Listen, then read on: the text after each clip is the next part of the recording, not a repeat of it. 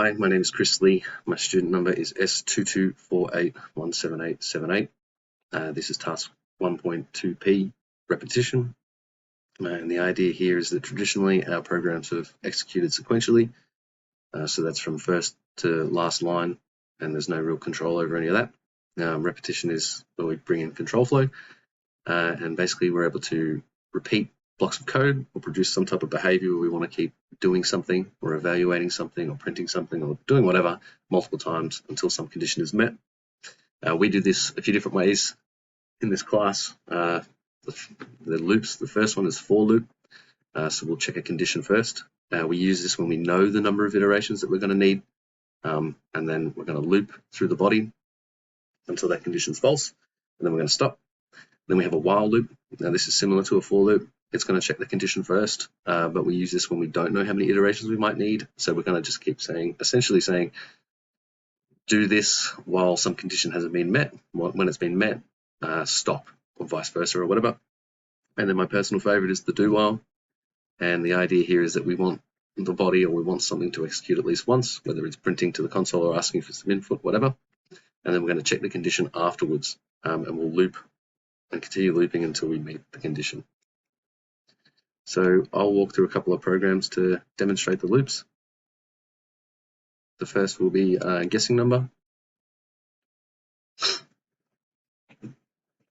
Like my previous one, function F11 is going to open our debugger.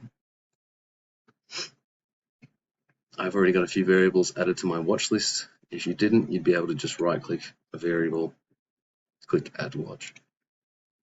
All right, so just for some housekeeping first, I've got all of my code nested in a try catch block. And the idea here is I'm taking input from a user and converting it to a number. I don't want them giving me a string, so it's kind of irrelevant, but that's just what that's about. So we'll take a number first. It's going to be within the range 1 to 10. Let's say 9. Now we come down to a selection statement, which is our if. So this is a Boolean condition.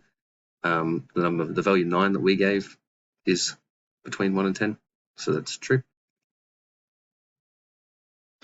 Now we come down to our do while loop. So all in here in these curly brackets is the behavior that we want to execute at least once. And we're going to check the condition afterwards, which is the number does not equal answer. So we prompt the user for some input. Let's say the user gives 4. All right, we're checking if it's in the range. It is.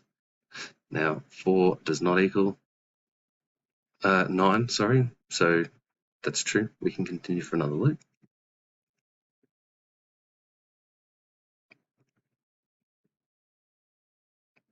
We prompt again. Now on this one, I'll give them the number 9. So this value matches. So we're going to move through. It's within the range. That's fine. Now here, number does equal answer. This means that our condition for our while loop is now false because number does equal answer, and we're going to break. And that's the end of that program executing. I have another example for some loops, a different loop.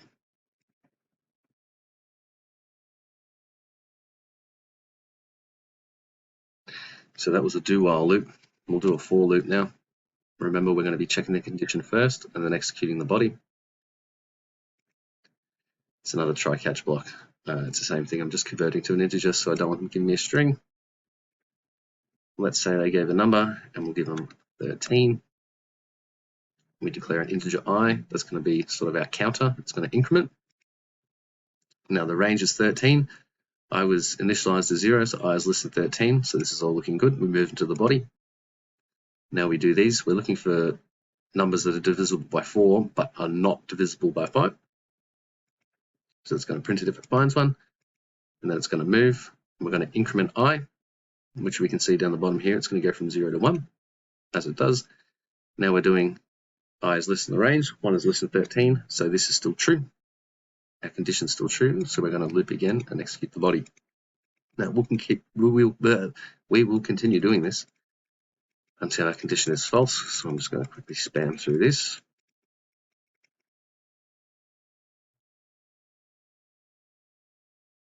All right, now we're coming up on the final loop now.